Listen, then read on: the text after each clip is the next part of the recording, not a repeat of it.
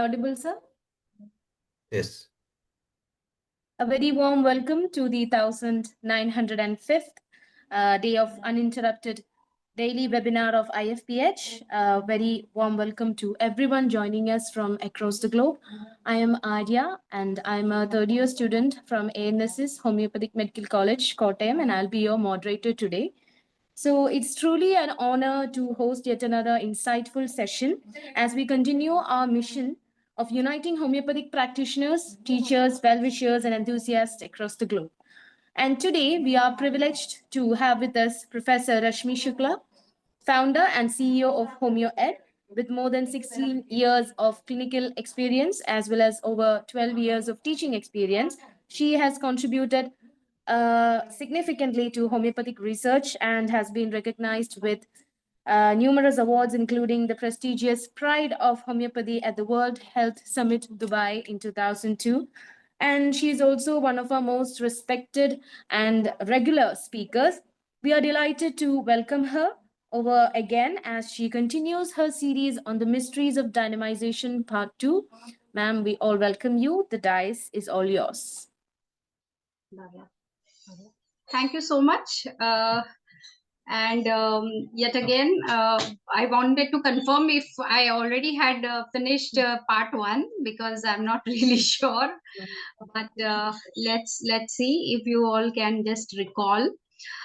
Before that, the exact outline of the dynamization or today's topic is that actually here I want you to give a vision that will actually have another level of insight altogether, where we have to understand that what exactly is happening during drug dynamization. The hyperactivation process is a sort of top-down method used in nanofabrication of the substances. So what we are actually doing is through dynamization, we are trying to nanofabricate any original substance so that its inert power is aroused. Here, what is happening is the operational power of substance, which not only get enhanced through that particular process, but the memory of that actually remains intact. So that is how the homeopathic medicine, after 30C or a level of dynamization, you see there won't be any molecules found of the original substance, but still it manages to carry the property of the same drug. So this is something is very important, and the end product, that is the potentized solution or the medicine or the remedy, what we call, actually is rich in the original properties of substance. Thereby we can also call drug dynamization is in a way memory conserving process. This basically is out of that residues that is disseminated ahead till the end product, because that is how we are going to use in our organism or the patients.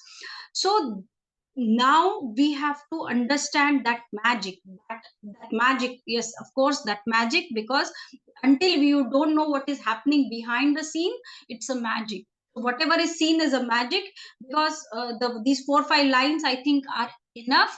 When you see there is a salt, and then you see there is natamure, and then you see the way it can cure cases like all of us has been offering or watching throughout. So I would like to share my slides. I hope this could be a good pretext to understand that what exactly we are trying to achieve through this particular presentation.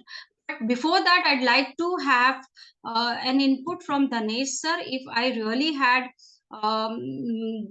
presented part 1. Otherwise, I start sharing, because I know till what slide last time I have shared, but I really don't remember if I had shared the slides before. So if you can say something about it, otherwise I'll just start. Because I have really forgotten that whether I did deliver this part 1 to the Hindi session or English session. So Dhanesh sir, or any one of you, if you can recall.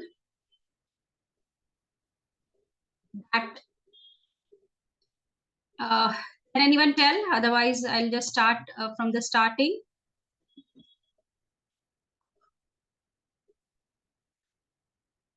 Okay, so probably. Yes, we can go ahead. Okay, we are starting. Just a second, my pages are crashed down. All right.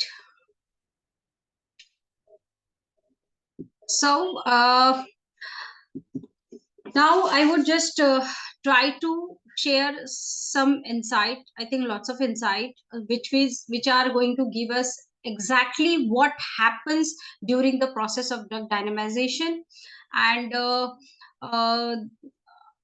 before that, as a reminder, I'd like you to watch this video and just let me know if you can see you can hear it as well. Otherwise, are you guys able to? Okay.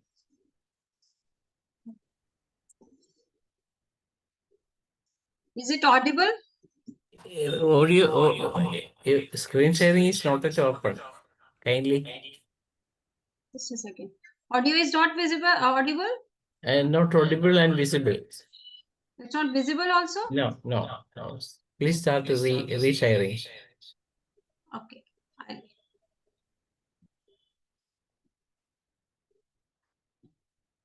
Acha, I just got lost. Now is it visible? Now it is visible. Perfect. I'm sharing sound also so that you can hear.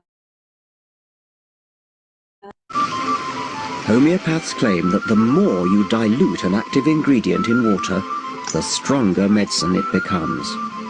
Most homeopathic remedies are marked 30C. What does that mean? It means 1 part medicine to 100 to the power of 30 parts water. How much? A drop in a fish tank?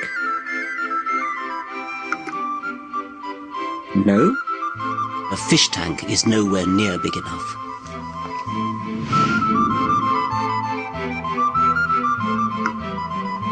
The swimming pool doesn't provide enough dilution.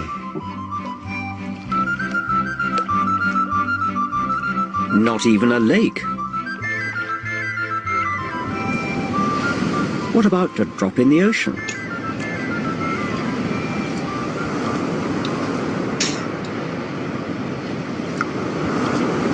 But it turns out that even the sea isn't big enough. For the really approved homeopathic recipes, in order to get 1 molecule of the active substance, you need to imbibe all the atoms in the solar system. To science, it just doesn't make sense. Even homeopaths acknowledge that there is not a single molecule of active ingredient in the bottle they sell you. It's just water. So how can it possibly work? In an attempt to resolve the paradox, homeopathy boldly paddles further up the creek of pseudoscience, claiming that water somehow has a memory of the now completely absent active ingredient. But wouldn't water also have memory of other, more common impurities it's come into contact with? Salt, urine. Scientists have calculated that in each glass of water we drink, at least 1 molecule has passed through the bladder of Oliver Cromwell.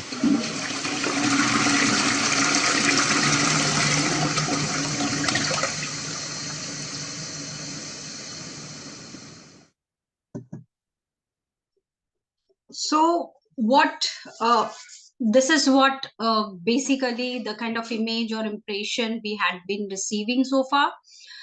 But this is where we really have to defy what is been the strongest opinion for us. We really need to defy, and we should thank all those experimenters and the scientists who had been working over to establish the real mystery behind homeopathic drug dynamization, which Hahnemann tried his best to explain in whatever words he could. So basically, this mystery has been not only baffling to our allied science, but it is definitely baffling to people that how such a minute quantum or such a diluted medicines are really able to create the results. But somewhere, even homeopath deep inside keeps on wondering that how exactly homeopathic drugs are acting and how they are able to create the result. So, why we have to really understand is we first of all have to understand our science well. Then only we would be able to justifiedly explaining what exactly is how the cures, because if we really want to explain that how homeopathic cures are happening, we have to establish how actually what is there inside the medicine which is able to create the results. So uh, so let us start from the beginning. When Hahnemann somehow reached, as we all remember, that what was that point when he thought that he should be diluting that substance and probably then he should be dynamizing it. Most of the time when your brain behaves out of those impulses or um, thoughts, instincts which they think probably would work, and if they end up in being right, we call it probably intuition. So Hahnemann was one of those intuitive scientists who did not know what kind of wonderful science he's creating, but out of his hyper intellect but intuitive mind guided him. And many a times, and all of us believe that probably God only has guided him towards these discoveries one after the another.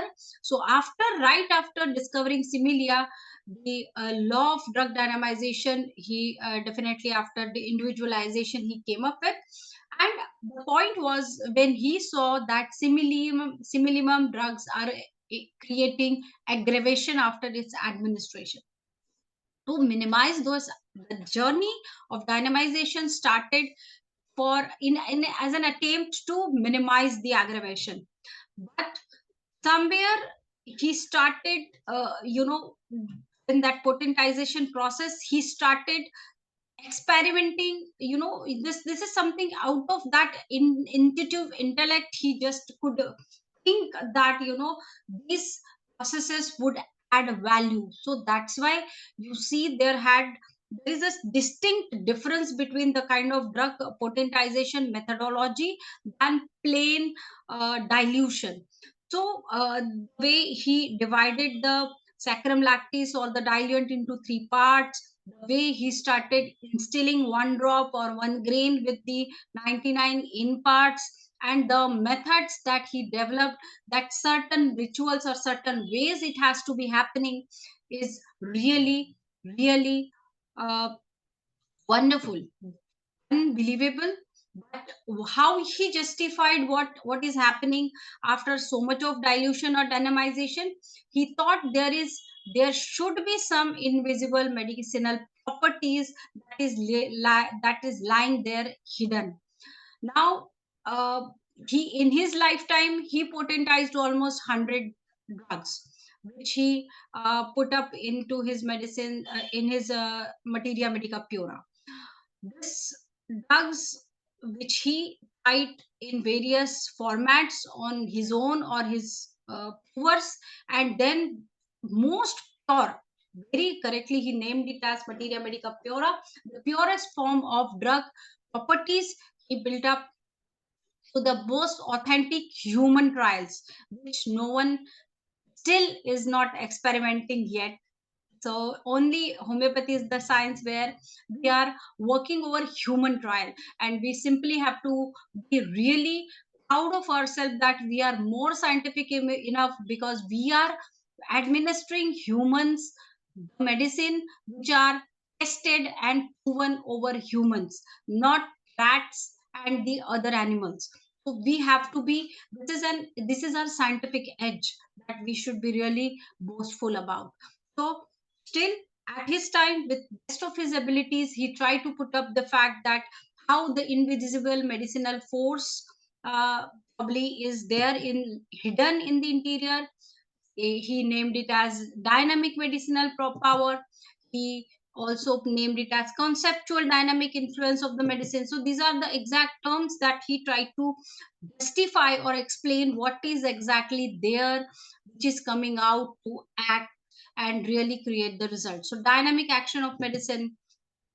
So now let us come to why Hahnemann, how he came up, or what was his exact explanation of dynamism. He said that when you take an original substance, create a mother tincture of it, and if you see the theory of drug dilution or dynamization, it started with 1:100, 1:100, 1:100, and that is how C potency he created. But rather than getting into the theoretical side or processing of the drug dynamization, the serious question that are there with us are we really ourselves are fully convinced of the terms that were used by Master Hahnemann to explain exactly how or what is there in homeopathic medicine which is active. Hahnemann introduced two methods of potentization. One was trituration, another was succussion. Trituration was given for insoluble drug and succussion was given for soluble drugs. Why I want you to really take note of it is you will come to know very soon.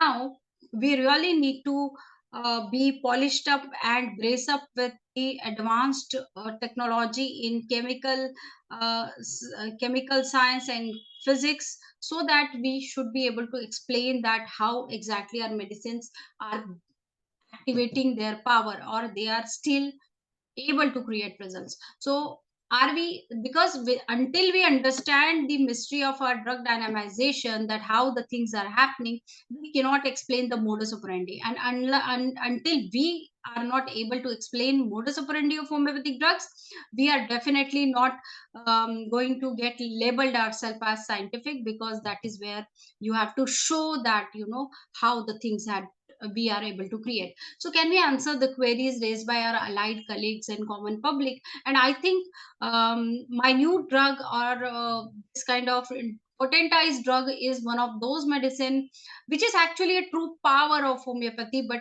for which at the same time, ironically, we are criticized and called scientific, that this substance contains nothing, and this is whatever results are created out of placebo. So we are very, very ridiculously named as placebo. So we really need to take all these ridicules very seriously and give back to the people, those who are criticizing and not able to understand why homeopathy still is able to create the results.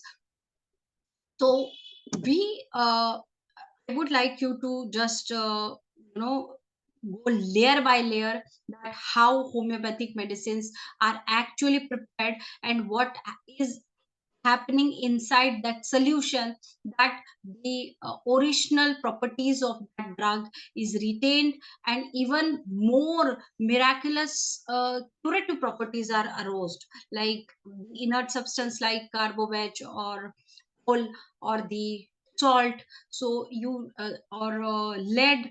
So whatever inert property drugs or non-medicinal drugs, they are getting converted, transformed into most amazing curative drugs. So what is happening inside that solution? This is the journey. So also I want you to give I am here to give you the vision and perspective, that how scientific homeopathy was right from its start. Only the explanation was lacking. When the explanation is filling up all our knowledge gap, we would be even more confident while telling or explaining how scientific the homeopathy is. And that is where the bright future of homeopathy lies, because that's the only kind of irony or controversy that homeopathy keeps on facing. Once that is done, I mean, you see, this is the main tool and which is only controversial. So if we work over that, then I think homeopathy has no looking back. All right. So let's start how it started. At the end of 19th century, when the old school medicine the way it was treating patient, Arnold Schultz, the known physicist, found out he was experimenting with some periodic table drugs like iodine, bromine, mercury, and arsenious acid. So what he tried the and yeast, and he tried these over living cells, and he tried to observe that what kind of effect it creates in various doses. So poisonous doses, low doses, and extremely low doses. So this chart, I think, would be explaining you how exactly what is happening. That whenever these cells, living cells, are subjected to these kind of toxic substances, so he saw that when he subjected or exposed them, I think probably this slide will tell you even better, that whenever he exposed them with kind of doses, so if you see, when these small doses were given here, or this, he showed that the stimulatory phase was high, moderate doses it depressed, and toxic doses, that is, it stopped them totally, means it killed them, it killed those cells. So toxics and lethal doses, it stopped them completely. So let me explain what was happening throughout. Like in small doses, it stimulated; in moderate doses, it depressed; toxic doses, it exaggerated, and then in lethal doses, it stopped, means the cell was killed. So this is how he discovered that, and I think that was the first moment when world thought, or probably be homeopath could really correlate happening when homeopathy in a very small doses, actually what they are doing at a cellular level. So here there was a scientist called Young TM, and I think very contrary to the rules of PPT, this presentation probably would be including more of theory, because each and every word is very important, and there's no gas or no explanation but the facts. So definitely everything has to be on paper. So that's why I put up probably disproportionately more text, but I think that was required. So Young TM scientist, after examining all above these occurrences with nuclear magnetic resonance work in 1943, and he also referred to the Boyd advice that the biochemical model would be improving more fruitful than biophysical model. So physiological doses as compared probably would not be very beneficial when it comes to medical or medicinal application of the substances than biochemical. How? Let us go ahead. Here the Boyd, who claimed that he could differentiate between simple diluted and succus solution.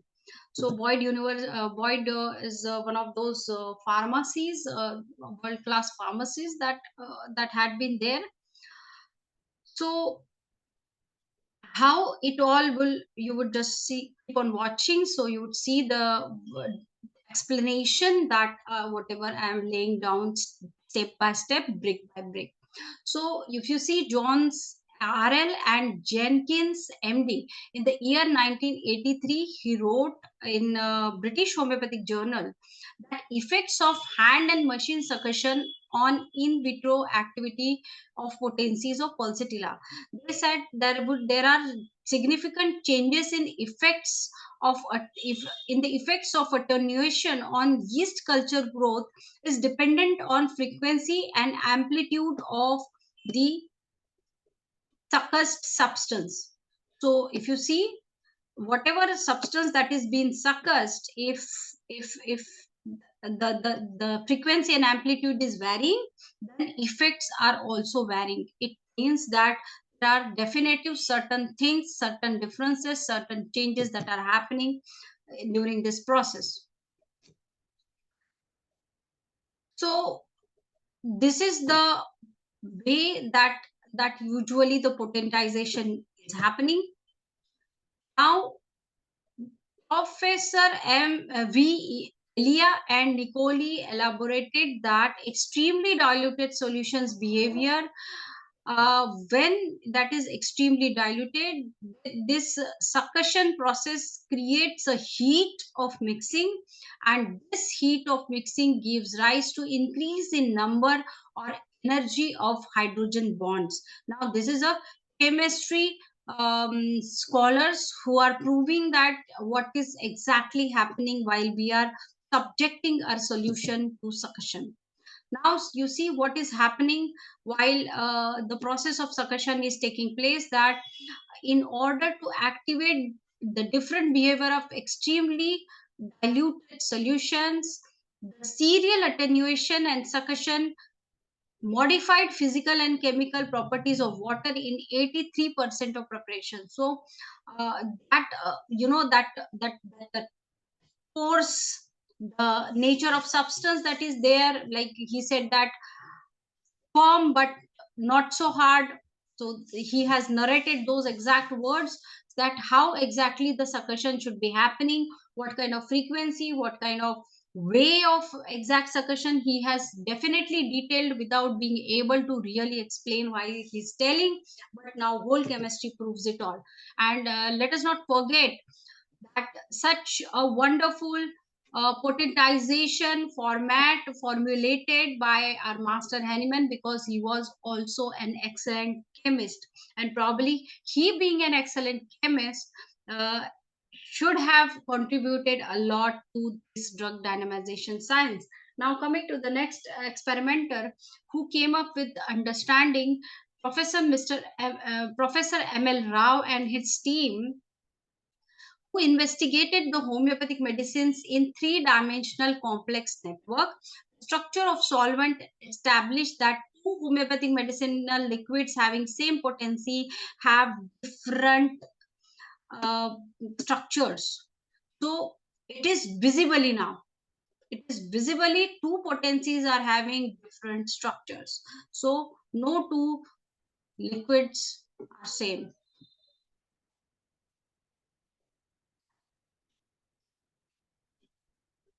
Now, what we have to understand is they also compared two homeopathic medical liquids with succussed and unsuccussed ethanol.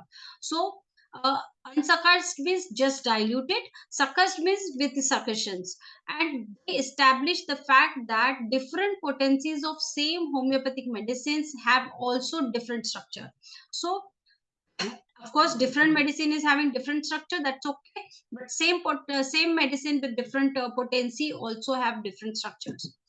So everything was scientific, and now everything is proven. So this is the most important PPT someone can ever have. This is one of the most important and innovative compilation of all experimentations around homeopathic drug dynamization you will ever find. So Manjulata Rao, Rustam Roy, Iris R. Bell, and Richard Hoover, this team has found a defining role of structure, including epitaxy, in the plausibility of homeopathy. The homeopathy that has been published in 2007, and the name of the article, the page of article has been mentioned. So let us finish first the titles off so that we can ponder over the details also, because there are so many experiments and I wanted it to cover at once. So Professor N.C. Sukul and its team, for using frontier transform the infrared FTIR spectroscopy, determined that potentized homeopathic medicinal liquids and their diluent media differ from each other as regards to their FTIR spectra. So now with that spectroscopy, they could establish that each potentized medicine is emitting different kind of aura, and that is visible. They specifically work over Naxvomica 30C, Lycopodium, Santonin 30C, Sina 30C, Sina 206C, Sina 1006C, and diluent media. Almost 90% ethanol and ethanol 30C were obtained in their wave number range of 2000 to 1000 centimeter at 1 to 20 degrees Celsius. So they could achieve this visibility and differentiation in this fixed variable format. Now, it suggests that what we are understanding out of these experiment is, it suggests that the water structures in a potentized drugs are responsible for carrying the information of drug molecule or particles present in the mother tincture. Water structure, the ethanol molecule. Now, the ethanol molecule are thought to promote or preserve the water structure characteristic of a potentized drug. Now let us understand from where the water structure is entering. Any mother tincture essentially derived from any living, probably, for example, substance, that out of that decoction, the desiccation, that whole material, that liquid that is extracted, mostly having their dimensions saved in H2O structures. So that's why the water structure is coming in play. Now, ethanol molecule are those which are known to preserve these structures. So that's why ethanol is taken as most ideal vehicle. The result of studies have demonstrated that potentized drugs differ from each other and also from their diluent mediums. So it is very important that they are absolutely different from where they have started. The 90% ethanol in number of V2 bands. So variation in half width of V2 band may thus be caused by influence of original molecule at the start of diluent process and also by succussion. So it has to be very, very important that this original molecule go on changing its structure throughout the diluent process, and that is essentially because of succussion. So succussion definitely has some or the other way of mechanics to create the difference in the substance or the molecule. And as we all know that during succussion, make and break of bonds is happening and the energy is emitting, and that is how we can just correlate that is how homeopathic power is, what Hahnemann was talking about. A randomized double blind study over 450 patients with chronic allergic rhinitis or bronchial asthma was conducted by Raleigh and the team, dealt them with homeopathic immunotherapy. So I really love this subject, this word immunotherapy. So yes, dear all doctors, that homeopathy is in essentially immunotherapy. Please understand, it's an immunotherapy. So it is definitely modifying the immunity of the patient with the mechanics.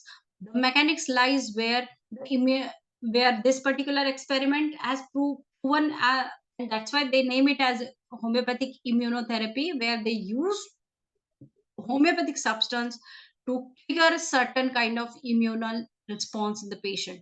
And we all know immunity is basic of any and every disease, and if our medicines are able to act any and every disease, means we are somewhere modifying that immunity in positive ways. So immunology, and published the result in Lancet and ECAM, the team of researchers observed that compared to those who received placebo, the findings demonstrated a significant improvement in symptoms who got treated with 30C potency of main allergen. So in a way, isopathy they experimented, and are most, we assume that Lancet has one of the most critical kind of journal for homeopathy, but it did publish this homeopathic immunotherapy article, and they established that the patient with, in a probably isopathic format, uh, established that the main allergens 30C potency patient got improved, and highly diluted homeopathic dilutions cannot be digested like seeing placebo is the very important thing. So we should be having access or the awareness of these kind of articles, so that we can cross anyone giving us any reference of Lancet, because we had been always seeing or watching Lancet as one of the what we say, one of the most critical or one of the most anti homeopathy printing kind of magazine. But no, Lancet had many positive publications also. And because ultimately any magazine is made up of the authors, and if the authors are putting up certain things, then definitely Lancet, let it be Lancet or any journal for that matter, they have to print it. So the reference that I have derived from is and these are, I think, is you guys can take a screenshot also, where the homeopathy is homeopathy a placebo response controlled trial of homeopathic potency with pollen in hay fever as a model, published by Raleigh D. Tyler MA, McSherry C. and Atkinson P. in Lancet 1986 to 8816. Second, is evidence for homeopathy reproducible? Raleigh DT, Tyler MA, Batty NG, Campbell JH, McCarthy C, Atkinson C et al. On all team again they published somewhere something in 1994. The article number is there. Tyler MA, Raleigh D, and Lauren Jones RH, McCarthy and Atchison PC randomized controlled trial of homeopathy versus placebo, a perennial ECAM 2005. Again, 451 allergic rhinitis cases with over 4 trial series. You can see the name of article and the journal. Here, one research study in Australia with the title of Mechanism of Action of Homeopathic Remedies Towards a Definitive Model is been inscribed that the succussion produces energy stored in diluents bond. Very important input for that energy of medicinal substance. That is, succussion produces energy stored in diluents bond in the form of infrared spectrum, which downloads itself when it come in the contact of water of living organism, probably or possibly carry the information. Thence it spread in all directions like a liquid crystal throughout the body water, modify the receptor location and or enzyme action. What I want to say is exactly this particular paragraph is I have been observing day in and day out while I changed the mode of administration. This was the another novel way of administration of homeopathic drugs, where you can create, and we see, and I have results all in camera within minutes, within hours. The results are there. Symptoms have vanished. The swelling is vanished. Full fungal layer is vanished in less than 24 hours. So believe me, guys, this is somewhere actual. That is our homeopathic drugs are doing. That succussion after, you know, that process is basically that diluents bonds energy, because make and break of bonds is happening throughout dilution process, that succussion process, and this energy in the form of infrared spectrum downloads itself when it comes in contact of water of living organism. So that's why whenever we are administering drug, we prefer, means I personally prefer, I don't know what you would have experience of, but I personally prefer to administer in water so that it immediately starts acting than just administering a dry globule. And now we have gone beyond that, so we will probably have another session when we would discuss over modes of administration of the drugs and the variation of the effect that it creates. Thank you, Dinesh sir. So definitely we will work over it, we'll talk over it. Research are going on, numbers are going on, and the evidences and the study building is going on. So this particular word, everyone should, this particular lines, everyone should be understanding that what exactly happening. So this paragraph also teaches us that just giving the dry globules in the mouth of patient, and just advise them to have it in the dissolved into the water so that it acts faster, because it's already started getting active. Now this simply, that medicine once in getting contact with the living organism, it carries the information that it has been carrying of the original substance and sprayed in all direction like a liquid crystal. So as if we keep some radiant substance and it starts radiating the energy, kind of liquid crystal. It spreads and modify the receptor location or enzyme action. So if the person is suffering from probably hyperacidity, the moment it touches the stomach, it start taking care of that uh, hyperaction of the stomach mucosa. So probably and exactly it will go there where the attention is required, and where there exactly it will start acting and creating the results.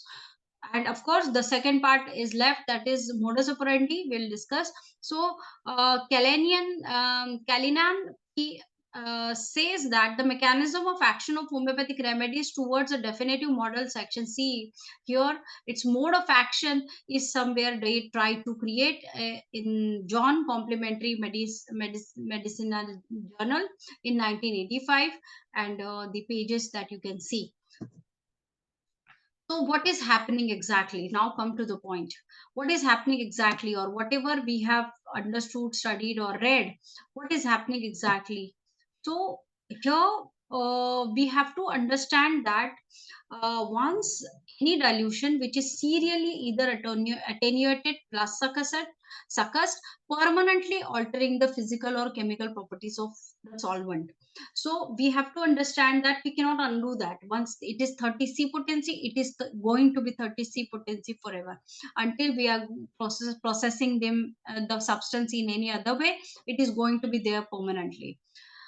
Second is, the researcher have also found that ultra high dilution, which have less than 1 into 10 raised to power minus 5 mol of kg uh, uh, kg, the resultant solution have got achieved a composition identical to solvent itself used. So please understand what is happening when they were examining ultra high diluted solutions which were of this minute quantum. They saw that the resultant solution was exactly having the composition identical to solvent itself. Means, for example, if the distilled water, suppose the substance is being diluted in distilled water, so if you see normal solution and the succus solution, so they could see that same manner that the dilution power is same. Suppose 10 times it is diluted, 10 times succussed one substance. So but they would see that there would be the normal solution would have same concentration, means the concentration would be same, but the behavior would be very different. So we have to really get into the intricacies of all these researches, and I think these are huge large papers, they are very large papers, and somehow we have to extract some most important part or fragments of the studies. And probably the last page or the bibliography or the reference page, probably if everyone, all of you can take a screenshot so that you just can go through the detail of the data and understand the each and every experiment. I tried my best to really extract and try to summarize, but it was pretty huge topic and pretty huge content. So let us finish up certain more slides. The Samuel and de Gackler observed that the cluster sizes of fullerene, cyclodextrin, B-cyclodextrin, and sodium chloride, sodium guanosine, monophosphate, and DNA oligonucleotide increases with the decreasing concentration. So what they have understood is the cluster size of these many substances increases with decreasing concentration. Means decreasing concentration means that substance is being diluted, means the concentration is reduced, but inversely the cluster size of these particular compounds or the substance go on increasing. The effect of very low concentration, suppose if we go on diluting them further, electromagnetic fields are long scale realignment of structure of liquid. So if they are on like further they go on diluted them, they are actually at a very low concentration level, and electromagnetic field when they were examining, so they could see the long scale realignment of structure of liquid. So there was a definitive difference in the structure of liquid. So they found that elevation of exothermic heat when acid or basic solutions mixed with hyperactivated solution. For example, the higher electrical conductivity and higher pH values than those which occurs when same acid basic solution are mixed with identical but simple solution. So acid base when they are mixed with hyperactivated solution like this, there would be a different level of chemical behavior inside the liquid.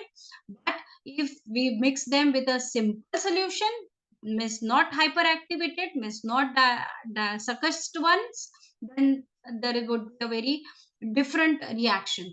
So these are very intricate and very detailed chemical experiments that are worked, and they were tried to correlate with homeopathy, that how, and probably not all of these studies are aimed at unlike those published in Lancet and a couple of more studies that I have told overtly over homeopathy, but we can definitely take inspiration from these kind of chemical experiments to correlate what might be happening inside the homeopathy out of these processes of drug dynamization.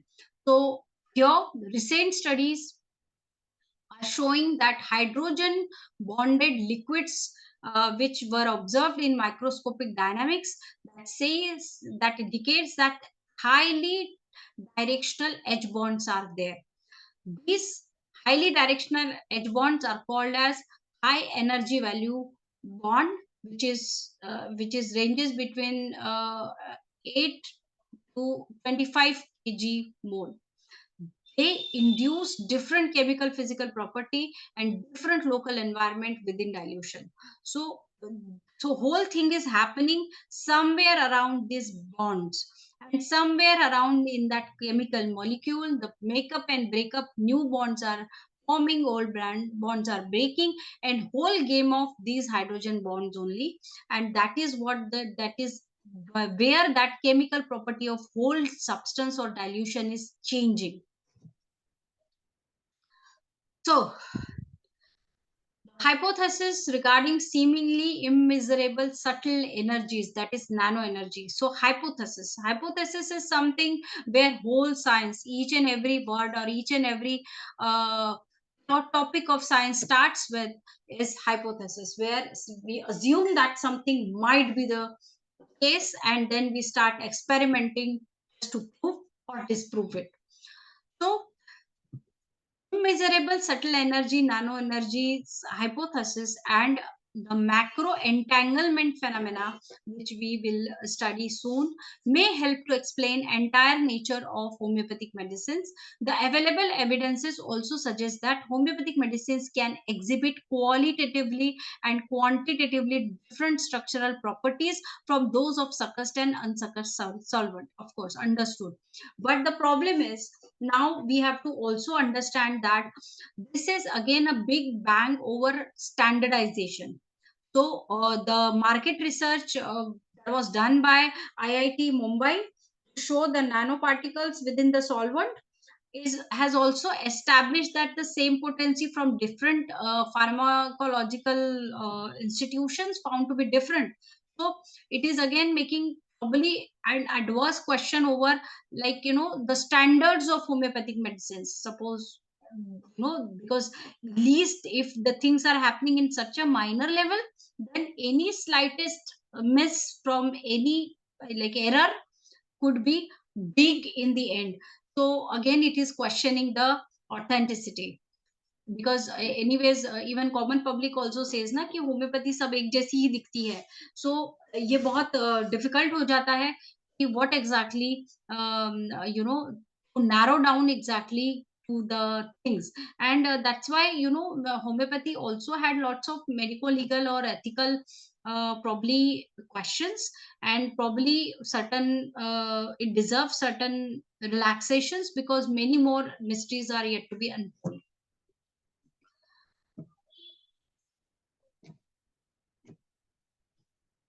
Yes, this is everyone's favorite. Most of us have observed this. This is a big reference where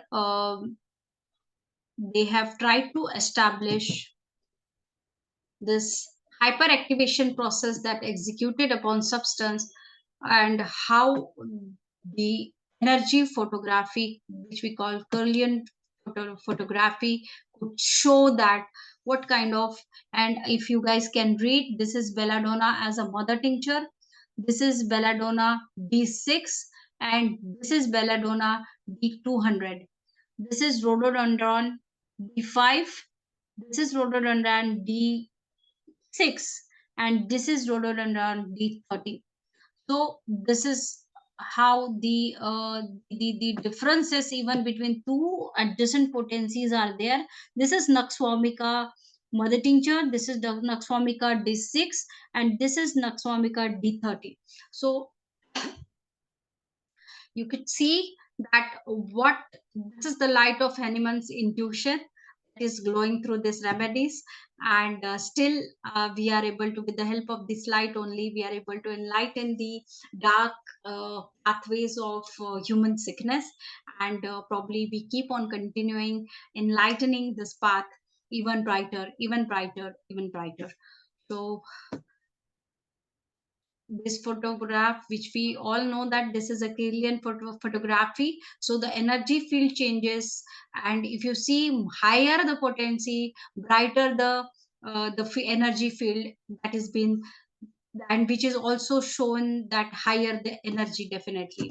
So this again a Hahnemann's postulation that more you dilate, more power is aroused. He did not have any tool to measure the energy fields, but he was right as always. The process such as epitaxy and temperature pressure induce changes in the water structure and nanobubbles. Yeah, this is my another favorite experiment. I quickly like to finish because I think time is getting over, and Dhanesh sir will again come back. So let us finish quickly. This is my one of the favorite experiments, and which is very, very rational, where I would quickly explain you because Dhanesh sir is back on the screen, so I'll finish it fast.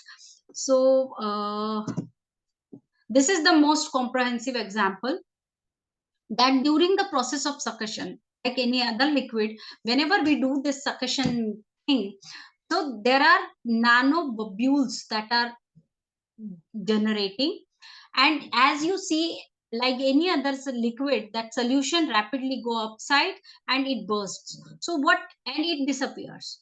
But what is happening that during this process, it is also you know, it first start as a big bubble, then it's shrink, and then it bursts, then it disappears. When it disappears, it releases this. I don't know if you are able to see, but it is the explanation probably, if I could find there. No, I'll have to explain through this. So sorry. Yes, we can have 1 more hour. I know, Fair sir. edition. Otherwise, it's a big subject and it's a big presentation. We need I to know, I have know. discussions also because that much of power of the, I must say, this is the master presentation as far as we homeopathic doctors are concerned, because this is a big subject. There are a lot of disputes are going on, but frankly speaking, you are the right person to sit in the research research field, and bring out these things to the public. But since you are working in a private sector, you can do freedom. You have the freedom of work, and your research work is really fantastic. Nobody could believe that such a work is being done by a doctor who is sitting in the private clinic, in her own clinic, and doing this much of thing. Then if the new generation doctors are coming forward like this, what will be the situation for homeopathy in the coming era? That's what I would like to add. I'm inviting Dr. Manoj to because a lot of people are here to discuss. Shall we have a third session?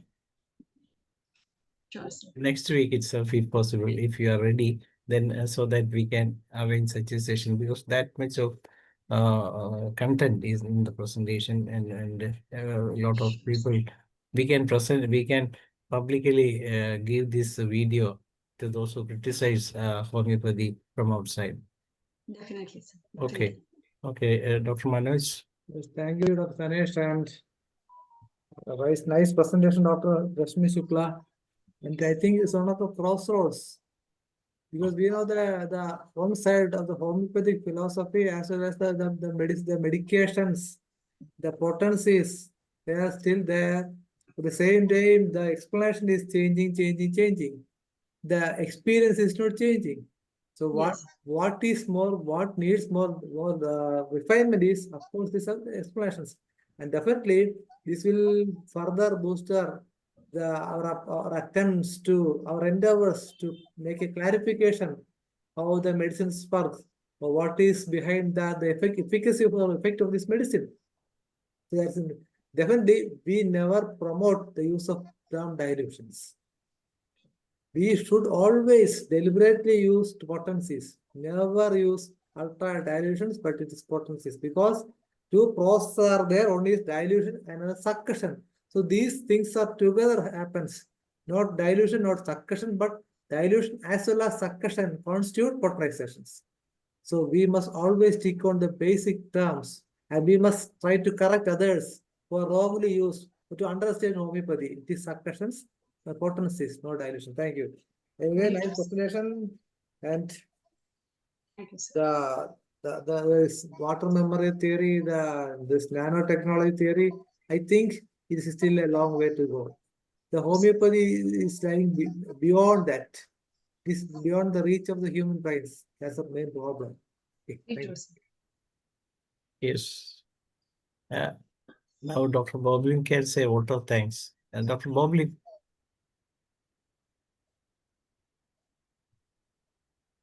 Yes.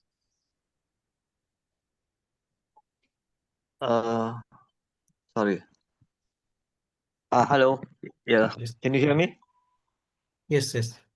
Okay. On behalf of the IFPH, I would like to say a lot of thanks and our sincere gratitude to Dr. RASHMI SHUKLA for sharing her research in the homeopathic drug dynamizations.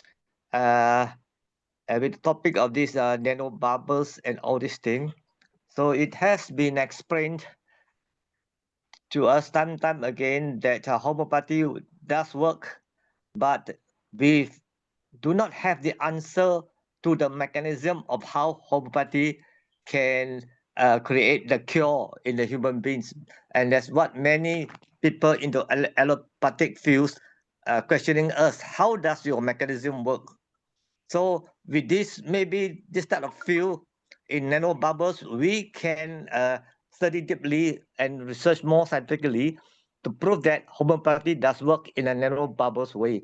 And because of this nanobubbles system, it overcomes the blood-brain barrier and is better than dispensing these antibiotics, because antibiotics cannot pass through the blood-brain barrier. So we can prove that to the critics of homeopathy. And once again, I would like to thank Dr. RASHMI SHUKLA for sharing tonight's webinar for this 1,906 days. And thank you very much. Over to you, Dr. Danish. Dr. Ganesh, you are muted. Dr. Ganesh, you are muted. Yes, it is up to Dr. Miss Saria to Yeah. conclude the Am I session. audible, sir? Yes. Okay. So I would like to conclude this session, and I extend my thanks to all the participants who have been present in this webinar, and heartfelt thanks to Professor Dr. Rashmi Shukla for giving us an insight onto the mysteries of dynamization. Her concepts were very clear, and it's highly appreciable that we are in the bleeding edge of technology for proving homeopathy. And thank you, everyone. Once again, I would like to remind that we have a YouTube channel where we upload all these videos daily. And if there's anyone who'd like to see them, please subscribe to the IFPH Talks daily webinar YouTube channel. Wishing you all a very good evening. Thank you. Yes. Over to Dr. P. Shaila to moderate the Malayalam session. എല്ലാവർക്കും നമസ്കാരം. ഇന്ന്